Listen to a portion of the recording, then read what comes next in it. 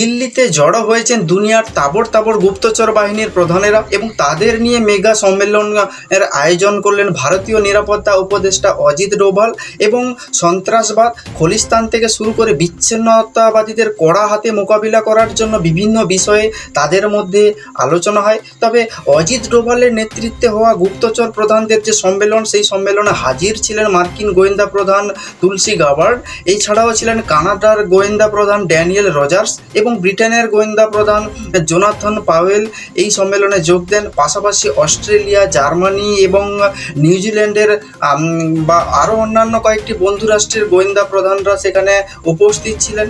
এর মধ্যে সবচেয়ে গুরুত্বপূর্ণ বিষয় হলো আমেরিকা এবং ব্রিটেন, কানাডা, অস্ট্রেলিয়া এবং নিউজিল্যান্ডের গোয়েন্দাকর্তাদের সঙ্গে অজিত ডোভালের সম্মেলনে যোগদান, কারণ এই 5টি দেশ মিলে তৈরি হয়েছে বিশ্বের অন্যতম শক্তিশালী গুপ্তচর সংস্থা বা পঞ্চনেত্র বা 5 আইস নামে পরিচিত।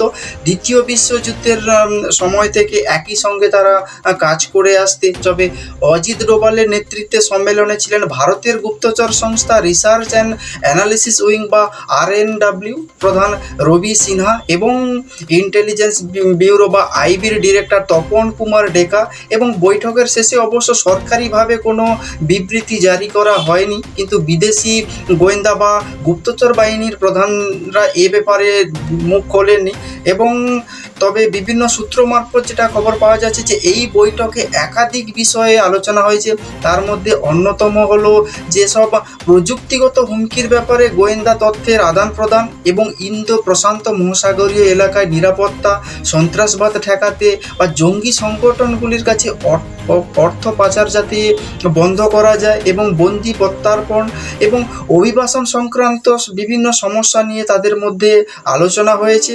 এই লম্বা সময় ধরে বিদেশের মাটিকে ব্যবহার করে ভারত বিরোধী বিচ্ছিন্নতাবাদীদের আন্দোলন চালাচ্ছে খলিস্তানপন্থীরা। এবং অজিত ডোভালের নেতৃত্বে এই বৈঠকে এই নিয়ে তাদের মধ্যে উদ্বেগ প্রকাশ করতে দেখা গেছে নতুন দিল্লিকে। এবং এই ব্যাপারে মার্কিন যুক্তরাষ্ট্র, কানাডা, ব্রিটেন এবং অস্ট্রেলিয়া, নিউজিল্যান্ডের গোয়েন্দা কর্তাদের কাছে তাদের বিরুদ্ধে কড়া ব্যবস্থা নেওয়ার আর্জি জানানো হয়েছে।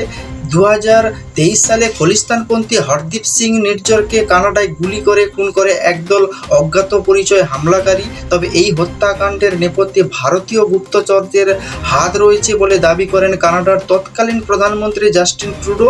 সঙ্গে সঙ্গে সেই অভিযোগ উড়িয়ে দেন নয়াদিল্লি। তবে এই ঘটনায় দ্বিপাক্ষিক সম্পর্কে দুই দেশের মধ্যে চির ধরে কানাডা এবং ভারতের মধ্যে। তবে গত বছরের অক্টোবরে অটোয়ায় কর্মরত ভারতীয় হাই কমিশনার সঞ্জয় বর্মা সহ বেশ কয়েকজন কূটনীতিককে নির্ঝর হত্যাকাণ্ডের সঙ্গে জড়িত বলে অভিযোগ তোলেন কানাডার প্রশাসন। এর কয়েকদিনের মাথায় বর্মা সহ মোট 5 কূটনৈতিককে দেশে ফেরার নির্দেশ দেন নয়াদিল্লি। পাশাপাশি কানাডায় 6 জন কূটনৈতিককে ভারত থেকে তাদেরকে বহিষ্কার করা হয় এবং বহিষ্কৃত কানাডিয়ান কূটনীতিকবিদদের মধ্যে ছিলেন এই স্টুয়ার্ট হুইলার। তবে ভারতের আভ্যন্তরীণ বিষয়ে হস্তক্ষেপের অভিযোগ ছিল তার বিরুদ্ধে। তবে এই ঘটনার পর অটোয়া এবং নয়াদিল্লির সম্পর্কে দুই দেশের যে সম্পর্ক, সেই সম্পর্ক অনেকটা তলানিতে যায়। কিন্তু এবছর জাস্টিন ট্রুডোর পদত্যাগের পর দুই দেশের মধ্যে সম্পর্ক কিছুটা উন্নত হতে শুরু করে। তবে বিশ্লেষকদের আরও দাবি যে অজিত ডোভালের সঙ্গে বৈঠকের পর খলিস্তানপন্থীদের বিরুদ্ধে কড়া ব্যবস্থা নিতে পারে মার্কিন যুক্তরাষ্ট্র, ব্রিটেন, কানাডা, অস্ট্রেলিয়া এবং নিউজিল্যান্ডের প্রশাসন। কিছুদিন আগে ব্রিটিশ বা বিদেশমন্ত্রী এস জয়শঙ্কর ব্রিটেন সফরে গেছিলেন এবং তার গাড়ির সামনে একদল বিচ্ছিন্নতাবাদী চলে এসেছিল, ফলে নিরাপত্তা নিয়ে প্রশ্নের মুখে পড়েছিলেন সেখানকার সরকার। এবং সংবাদ সংস্থা PTI জানিয়েছে যে অজিত ডোভাল এবং তুলসী গাবার্ডের মধ্যে যে বৈঠক মূলত ভারত মার্কিন কৌশলগত অংশীদারির সঙ্গে সামঞ্জস্য বৃদ্ধির বিষয়ে জোর দেওয়া হয়েছে। তবে এ ব্যাপারে কোন কোন ইস্যুতে দুই দেশের গোয়েন্দার তথ্য আদান প্রদান করবে তা নিয়ে সেই রকম দুই দেশ কোনো কিছু এই মুহূর্তে বলছে না সংবাদ মাধ্যমের সামনে। তবে ভারত সফরে এসে প্রতিরক্ষা মন্ত্রী রাজনাথ সিংয়ের সঙ্গেও দ্বিপাক্ষিক বৈঠক করেন তুলসী গাবার্ড। সেখানে নিষিদ্ধ খলিস্তানিপন্থী জঙ্গি গোষ্ঠী 6 ফর জাস্টিস বা SF এবং তার প্রতিষ্ঠাতা প্রধান গুরপতবন্ত সিং পন্নর বিরুদ্ধে প্রয়োজনীয় ব্যবস্থা বা পদক্ষেপের আর্জি জানান প্রতিরক্ষা মন্ত্রী।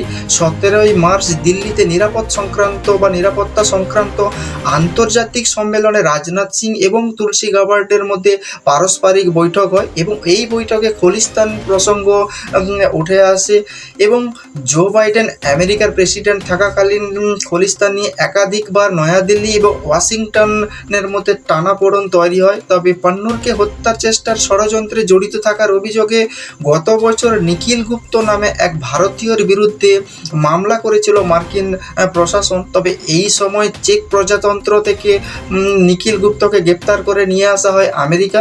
এমনকি এই ষড়যন্ত্রে জড়িত থাকার অভিযোগ ওঠে গত বছর সেপ্টেম্বরের জাতীয় নিরাপত্তা উপদেষ্টা অজিত ডোভালের বিরুদ্ধে এবং তাকে মার্কিন আদালতে তলব করা হয়, যদিও এই সমস্ত রকম অভিযোগ অস্বীকার করে ভারত। তাৎপর্যপূর্ণভাবে এবছরের জানুয়ারিতে ডোনাল্ড ট্রাম্প প্রেসিডেন্ট হওয়ার 2 মাসের মাথায় ভারত সফরে এলেন মার্কিন গোয়েন্দা প্রধান তুলসী গাবার্ড এবং দিল্লিতে পা দিয়ে অজিত ডোভাল এবং রাজনাথ সিংয়ের সঙ্গে বৈঠক করেন তিনি এবং দুটো জায়গাতে বারবার উঠে এসেছে এই খলিস্তানি প্রসঙ্গ। ফলে এই ব্যাপারে ট্রাম্প প্রশাসন বড় পদক্ষেপ করতে পারে এই খলিস্তানদের বিরুদ্ধে। এছাড়া প্রধানমন্ত্রী নরেন্দ্র মোদীর সঙ্গেও সাক্ষাৎ করেন মার্কিন প্রেসিডেন্ট তুলসী গাবার্ড এবং তাকে মহাকুম্ভের জল ও রুদ্রাক্ষের মালা উপহার দেন ভারতের প্রধানমন্ত্রী নরেন্দ্র মোদী। তবে 2.5 দিনে ভারত সফরে রাইসিনা ডায়ালগ আলোচনা চক্রে ভাষণ দেন তুলসী গাবার্ড।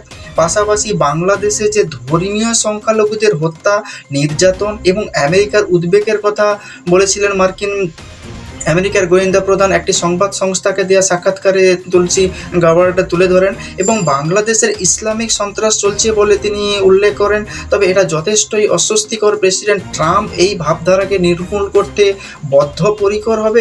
এবছরের ফেব্রুয়ারি মাসে আমেরিকা সফরে গিয়ে পূর্বের প্রতিবেশী দেশটির পরিস্থিতি নিয়ে উদ্বেগ প্রকাশ করেছিলেন মার্কিন প্রেসিডেন্ট ডোনাল্ড ট্রাম্প এবং এই বিষয়টি সম্পূর্ণরূপে ভারতের প্রধানমন্ত্রী নরেন্দ্র মোদীর উপর ছেড়ে দিয়েছিলেন।